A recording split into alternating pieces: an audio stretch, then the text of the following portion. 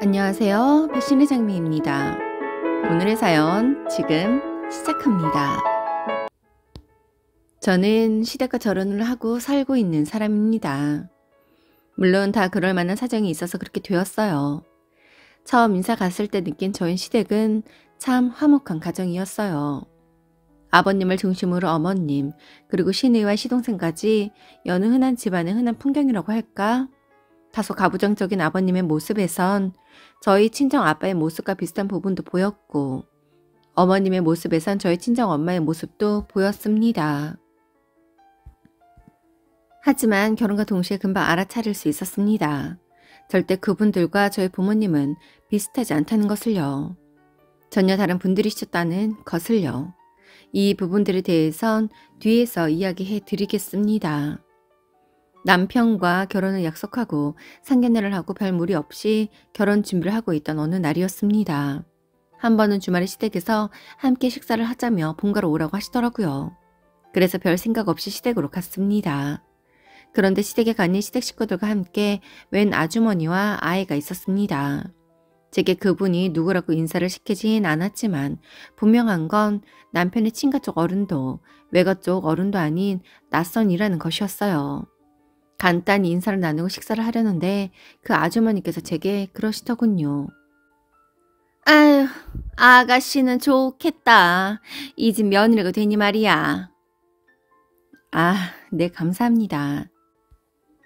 내가 우리 딸을 이 집에 시집 보내고 싶었는데 참 아쉽게 되었네. 그 말이 너무 어이가 없어서 난감한 표정을 지어 보였습니다. 그런데 그분은 아무렇지도 않다는 듯이 진짜 농담이 아니라 난 그랬어. 우리 딸이 3년만 있으면 대학에 가는데 결혼해서도 공부 계속하면 되니 대학 가면 이 집 아들이랑 결혼시키고 싶었는데 만나는 사람이 있다는 건 알았지만 결혼까지 할 줄은 몰랐네. 기분이 좋지 않았습니다. 물론 그분이 그렇게 이야기한다고 해서 우리의 결혼이 달라지는 것도 아니고 바뀌는 건 아무것도 없는 것이지만 기분이 나빴어요. 그날 집에 가는 절 배웅해주는 남편이 제 기분이 썩 좋아 보이지 않는다며 왜 그러느냐고 묻더군요. 그래서 이야기했습니다. 그 아주머니께서 내게 무슨 말을 했는지, 내가 왜 그런 말을 들어야 하는지요. 그러면서 그분은 대체 누구시냐고 물었습니다. 남편의 말에 의하면 이전 동네에 살 때 가까이 지내던 이웃이라고 합니다. 일찍 이혼을 하고 혼자 아이를 키우며 힘들어해 어머님이 많이 도움을 주시고 서로 언니 동생 하면서 지내는 분이라고 하더라고요. 저희의 결혼 소식에 그분께서 제가 어떤 사람인지 보러 와도 되겠냐고 했고 어머님이 그러라고 해서 오셨다는데 제 속을 뒤집으러 오신 건지 뭔지 참 이해할 수가 없었습니다. 이후 저희는 결혼을 했고 종종 시댁에 갈 때면 저희 시댁에 그분도 와 있곤 했습니다. 명절이면 갈 곳이 없어서 시부모님 생신이면 함께 축하한다고 맛있는 게 있어 나눠 먹고 싶다는 이유들로 종종 그렇게 저희 시댁을 드나들고 있었습니다. 솔직히 예전 이웃과 그렇게 지내는 게 일반적이진 않다고 생각했어요. 하지만 어머니께서 친동생이다 하고 왕래를 하는 거라고 하시기에 그런 거보다 했습니다. 저희 시어머니는 저희가 결혼할 때부터 건강이 별로 좋지 않으셨습니다. 그로 인해 꾸준히 건강관리를 하셨지만 결국엔 돌아가시게 되었습니다. 어머님의 장례는 조용히 치러졌고 시댁 형제들은 본가에 혼자 남은 아버님의 거취에 대해서 고민을 하게 되었습니다. 아버님의 거취에 대해 의논하기로 한 날 저희와 시누이 부부, 시동생 부부까지 모두 시댁에 모였습니다. 그런데 시댁에 가니 앞서 이야기한 그 아주머니께서도 와 계시더라고요. 저도 그랬지만 저희 남편을 비롯한 모두 상황 파악이 되지 않았습니다. 이젠 어머님도 계시지 않는데 저분이 왜 여기에 와 계시는 건가 싶었어요. 그래서 남편이 아주머니, 저희 집엔 어쩐 일이세요? 내가 같이 할 말이 있어서 오라고 했다. 같이요? 나는 이제 이 사람이랑 같이 살 거니까 너희들이 나를 모셔야 된다는 부담감을 갖지 말아라. 아버지, 그게 무슨 말씀이세요?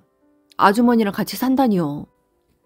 솔직히 나는 그냥 지금처럼 지내도 괜찮은데 나보다 이 사람이 평생을 외롭게 살아왔던 사람이잖아. 그래서 조만간 혼인신고도 할 거다. 아버지, 엄마 돌아가신 지 얼마나 되었다고 그런 말씀을 하세요? 엄마 그렇게 보내고 우린 아직 가슴에 눈물도 다 안 말랐다고요. 어떻게 엄마가 돌아가시기만 기다렸던 것처럼 저 아주머니랑 같이 산다, 혼인신고를 한다 그런 말을 할 수가 있어요?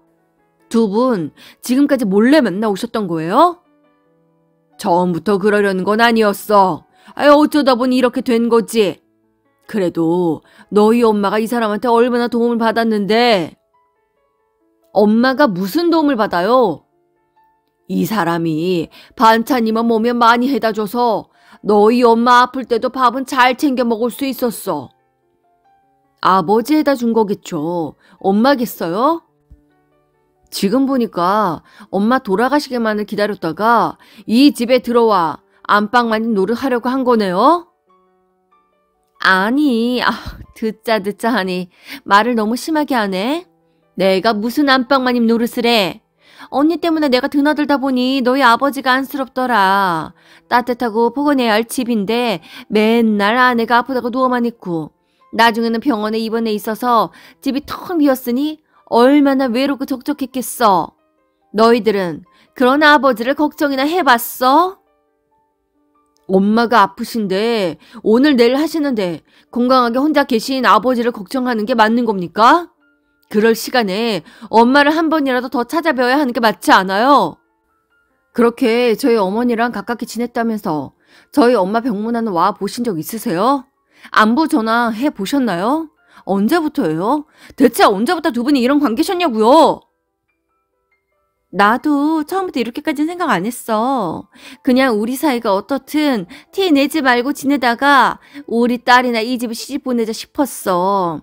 그럼 내가 너희 아버지랑 같이 살진 못하더라도 계속해서 이 집이랑 연결이 되어 있으니 위안이 될 것 같았거든. 그런데 너 그렇게 결혼하고 얼마 안 가서 쟤들 결혼하고 나니 내 기대가 무너지더라고.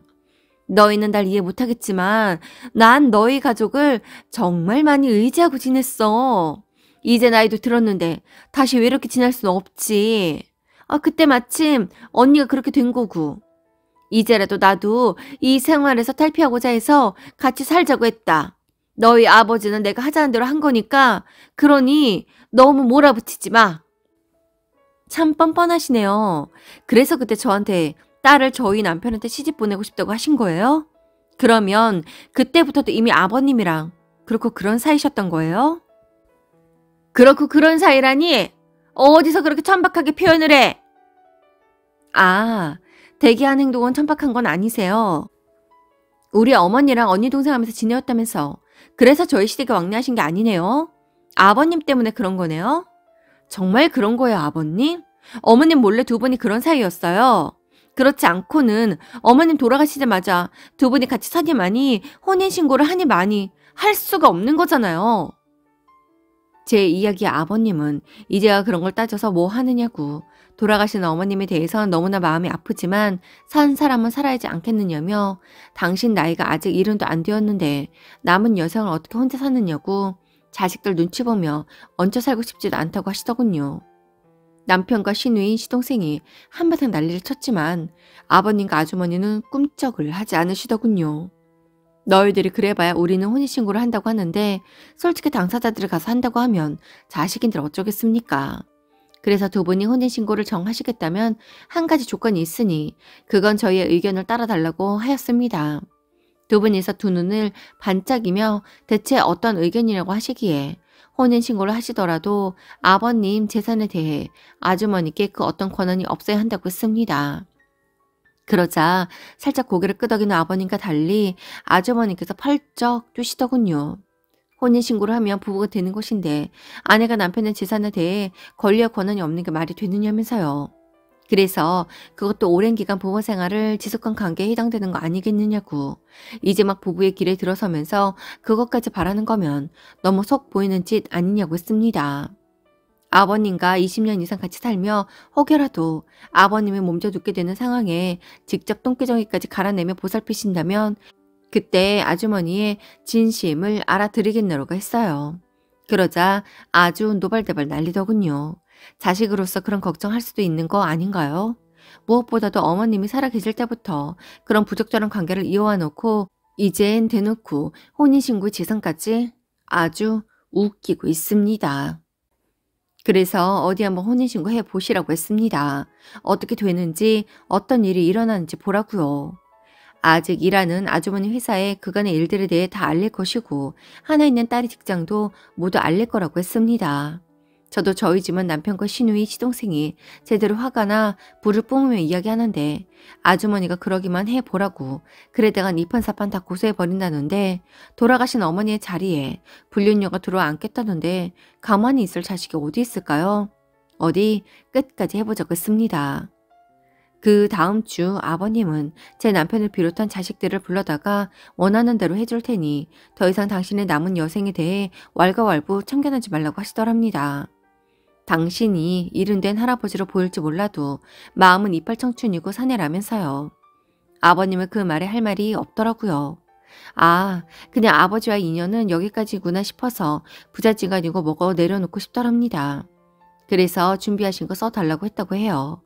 아버님 재산 많지 않아요. 그 재산이 탐나서 그런 거 적어달라는 게 아니라 적어도 돌아가신 어머님을 욕보이지 않았으면 싶어서 써달라고 한 겁니다.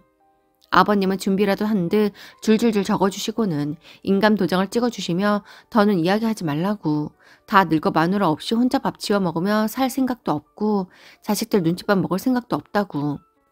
아주머니는 아버님의 재산 이런 거 보고 좋아하고 같이 사는 게 아니기에 이런 거 100장도 더 써줄 수 있다고 하시더라네요.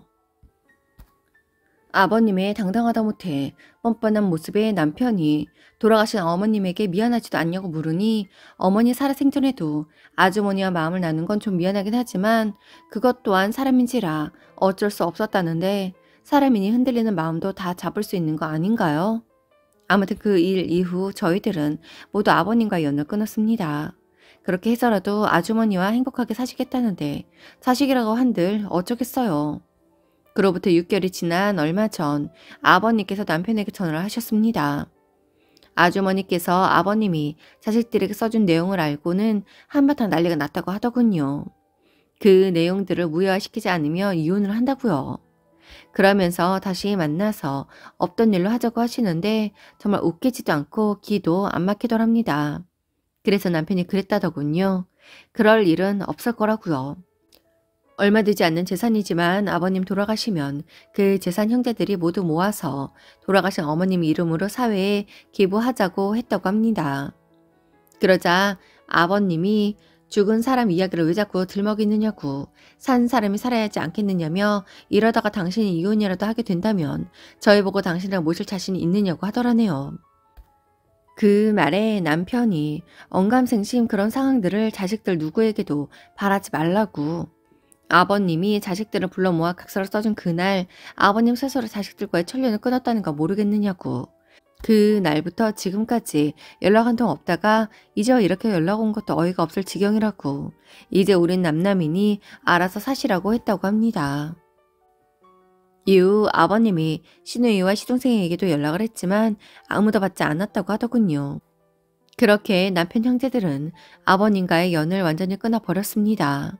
모두 연락처도 다 바꾸고 순차적으로 이사까지 계획을 하고 있습니다. 자식이 되어 아버지에게 이렇게까지 하는 거 너무 하는 거 아닌가 할 수도 있겠지만 아버지에 대한 너무 큰 배신감에 이 방법을 선택한 남편과 형제들을 저는 응원합니다. 아참, 두 분은 곧 이혼을 하신다고 하더군요. 재혼도 알아서 하셨으니 이혼도 그 위의 삶도 알아서 잘 하시리라 생각합니다. 천륜보다 사랑을 선택하셨으니 그에 따른 대가는 남은 생애 동안 스스로 감내하실 거라고 믿습니다. 오늘도 함께 해주셔서 감사합니다. 지금까지 배신의 장미였습니다.